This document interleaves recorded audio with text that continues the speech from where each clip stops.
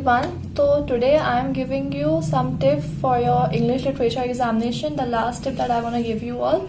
So basically English language में I told you before that the syllabus has entirely changed. When our exam was going on, then the book was Treasure Trove and Merchant of Venice. But now I guess Treasure Chest and Julius Caesar is there.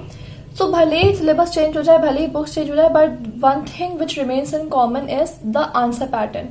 देखिए, आपको जो answer लिखना है वो बहुत precise होना चाहिए, to the point होना चाहिए, and also you have to apply maximum keywords in your answer.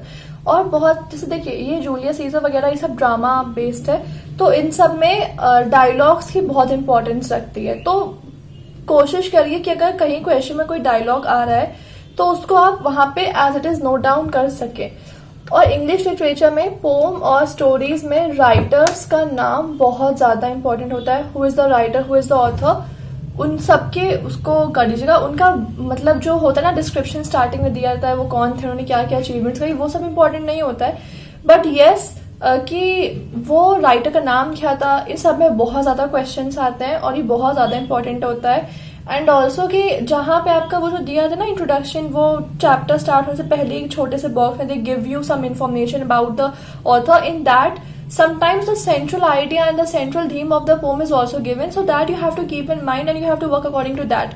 The central theme, idea of the poem, moral of the story, ये सब आपको बहुत अच्छे से क्लियर रहना चाहिए for your answer.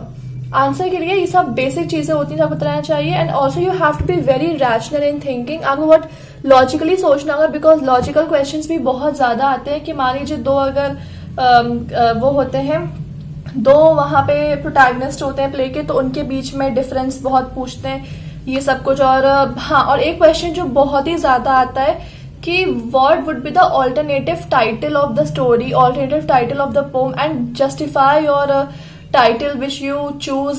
ऐसे टाइप के क्वेश्चंस भी बहुत बहुत ज्यादा आते हैं. तो आपको ना एक मतलब चैप्टर तो पढ़ना होगा, उसके क्वेश्चन आंसर्स तो आपको रेडी रखने ही होंगे, बट साथ ही साथ में आपको कुछ ऐसी चीजें जो बहुत ही ज्यादा ये लोग ना वो वाला पूछते हैं कि आपका दिमाग वहां नहीं जा सकता है. मतलब आपको थोड़ा सा चैप्टर को लॉजिकली पढ़ना होगा, अपना खुद का पॉइंट ऑफ व्यू बनाते बनाते. ठीक है, तो ये सब में थोड़ा सा आपको फोकस रखना होगा. फिर बाकी इंग्लिश का एग्जाम ईजी होता है. और जिन बच्चों का भी इंग्लिश लैंग्वेज का अगर गड़बड़ाया होगा ना, तो वो इंग्लिश लिटरेचर पर बेटर फोकस रखें. बिकॉज अगर लिटरेचर में आपके 100 या 99 आ गए, तो overall your score will be balanced and you will get a good percentage. So yeah, that's it for today's video. Thank you so much for watching my video till the end. Okay, bye bye.